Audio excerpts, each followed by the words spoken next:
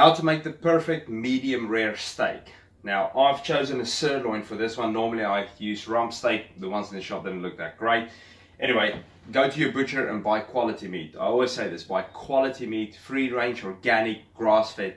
That's the best, because your toxins always go and sit in the fat, by the way.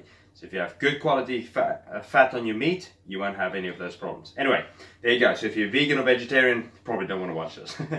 There's the steak, and I'm going to season it before I start. Now, what am I going to use? Pink salt. I've also got thyme, and then I've also got rosemary over here. Now, I love that. It really gives nice flavors, especially when I make steak and onion, where I put it on top of the cauliflower mash. That's really nice. Now, I'm going to use spatula or some tongs, and then I've also got my brand new tefal frying pan. This is really nice. This thing, you hardly have to use any butter or any coconut oil in order to fry your food. So that's that. Now first we're going to season, like I said, and I'm also going to use a bit of olive oil over this one. So only a little bit. Drizzle that over the top. Okay, rub it in. And the other side, bit of olive oil. And then rub it in, okay? There you go. And then the next thing we're going to do, just grab a cloth. Next thing is some salt. You can use pepper as well if you want.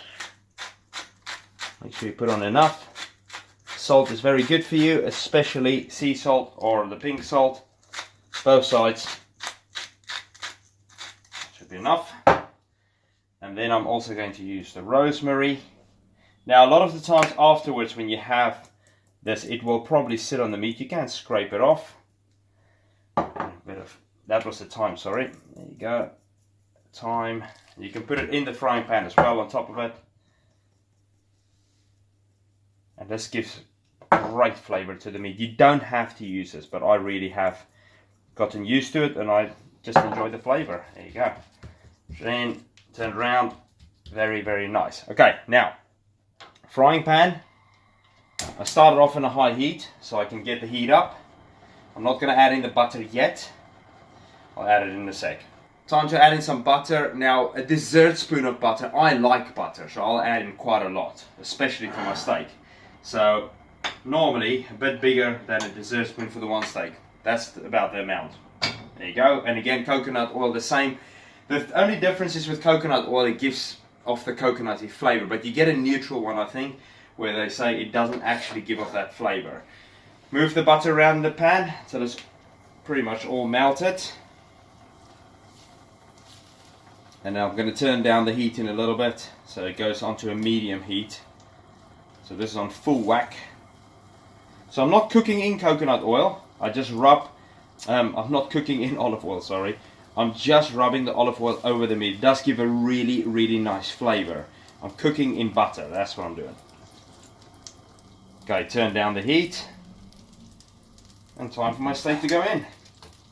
There we go. Switch on the timer. We'll see how long that takes.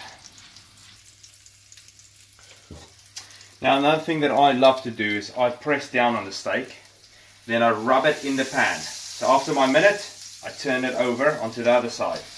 Give it a bit of a rub so that you get the juices all over the steak. A lot of people take a spoon and scoop it on top. That's also fine, but the smell on this is amazing. Really, really nice.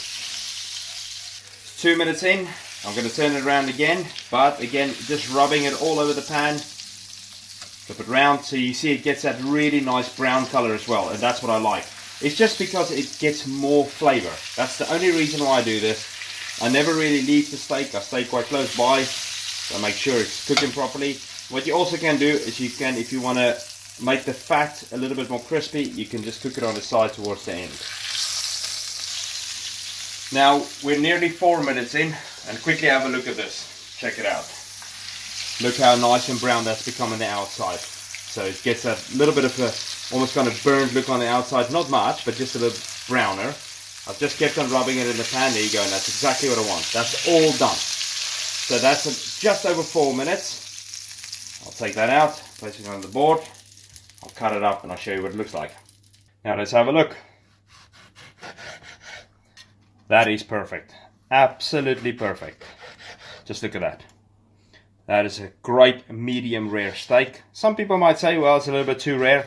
I'm telling you, that is perfect. That is spot on. That's not rare.